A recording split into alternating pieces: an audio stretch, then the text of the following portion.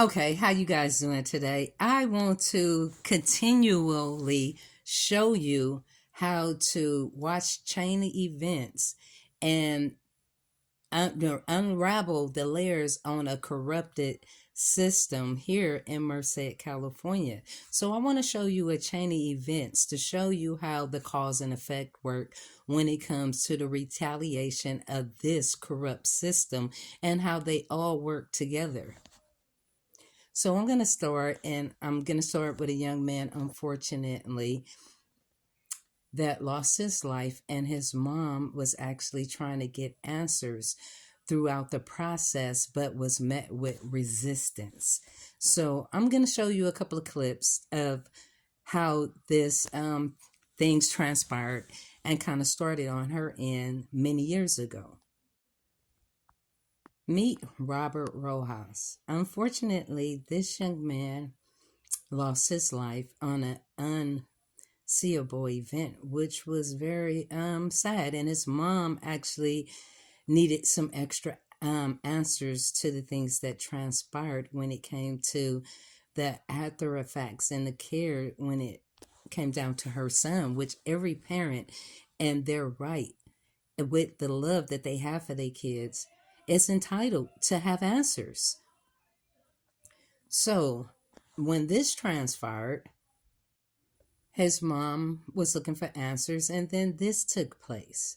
Once this happened, unfortunately, this lady, which is code enforcement, for some reason has been abusing her authority and using a lot of retaliation tactics when it comes to this family. For many years, been harassing them, giving them all kind of fines at their property and different things like that. But this is where the problem comes in, because even though the mom tried to go through appropriate channels to file complaints and different things like that, this lady actually goes over her own complaints and signs them off as unfounded. So it's like she doesn't have anybody over her to answer to. So it kind of like the buck starts and stops with her.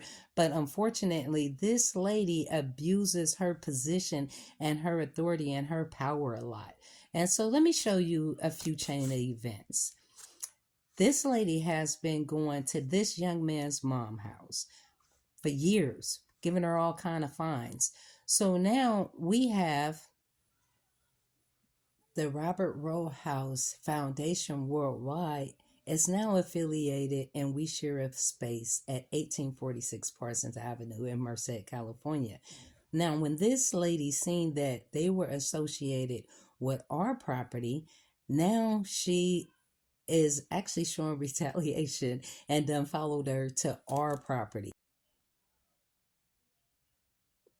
Here she, here she is here at our location. Y'all remember this? Same lady, code enforcement. But I didn't realize that they had a connection before this, but this is the same lady.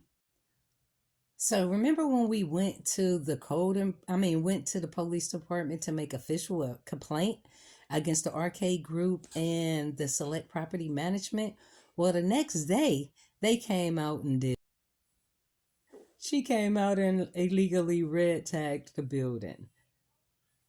Crazy. But that's not it, because this lady also followed one of the people that was helping us out at the facility to their house and now is harassing them. So that's 3 locations. Coincidence or not accidents. She went from the young man Robert's mom and finding her and harassing her for years to our location now harassing us to affiliate property and starting to harass them. Now, when you see a chain of events happen and they're so close together, there's a problem with that. But hold on. Let me show you back up and show you some other retaliation things that this system and the Merced County has done. You guys remember when I served the Arcade Group court papers to go to court? So instead of them replying or doing a counterclaim, What they did was they went and act like that court date didn't exist, and they went to Merced County and they filed court papers against me. But the cold part about it is, I was trying to file court papers on them first, but Merced County would not take my paperwork. Not only that, once they filed on me and I went to do my reply, they still wouldn't take my paperwork, which is crazy and against my constitutional rights. But all I'm doing is letting everything that they do add up. But remember the day I did this and served them papers? That night they did this. They sent 5 police officers and 4 health department workers through our door that evening. Not only that, let me show you something else that happened. Remember when I showed you we went to the police department and then they came back the next day and red tagged our building? But yet they were already there and they was telling us that we had to get some people to come in and do the work. They didn't red tag the building then, and it was supposed to be supposedly quote unquote unsafe, which this building is not unsafe. A lot of people would tell you that. Yeah, a couple of things needs to be done because the building been sitting for 8 years, but that's not necessarily so.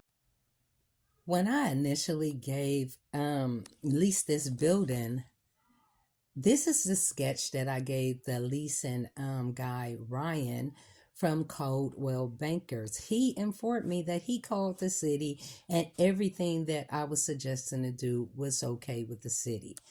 Now, I also went down to the city.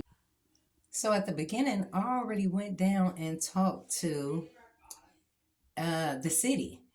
And then also asked them the zoning and the different things that I can do. And there was no problem.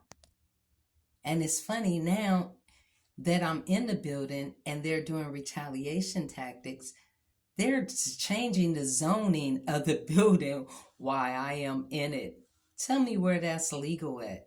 And not only that, remember they said that, remember the code enforcement lady said that she couldn't find any of our business license in their system, and I let her know that all our license was current, and then she tried to use the excuse that they had a new system and maybe she just don't know how to work it yet.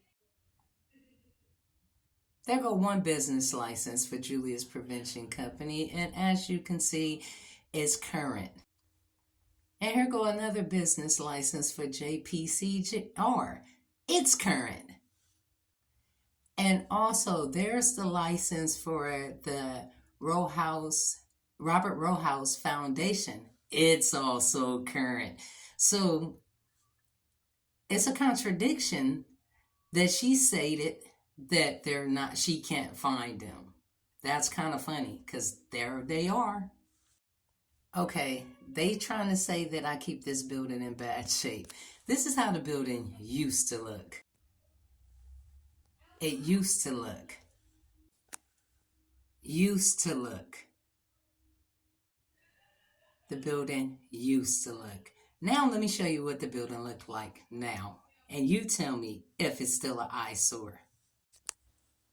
This is the outside the gate. This is how it looks inside the yard. This is inside the yard. This is the inside of one side of the building. And last but not least, this is the inside of the other side of the building. So, you tell me, is it an eyesore to the community, or do we make this property look better? The shenanigans that this county continue to play is unreasonable. It's just crazy. Like, I really don't understand the purpose of the harassment. But, hey, keep on doing it, and I'm going to keep showing you the corruption, and I'm going to keep showing you the chain of events for you can follow them yourself. Have a nice day, and to the next video.